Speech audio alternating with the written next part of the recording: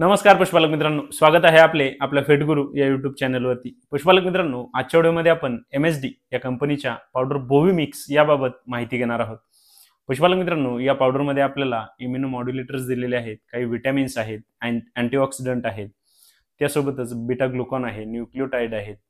पशुपालक मित्रांनो, बोवी मिक्स या पावडरचा वापर आपण आपल्या ज्या पशूंमध्ये आपल्याला वारंवार मास्टायटिस या आजाराची समस्या येत असेल तर त्या पशूंमध्ये आपल्या पशूंच्या कासेची इम्युनिटी वाढवण्यासाठी या पावडरचा आपण वापर करून आपल्या पशूंमध्ये होणारा जो मास्टायटिस आहे तो कमी करण्यासाठी या पावडरचा आपण फायदा घेऊ शकतो।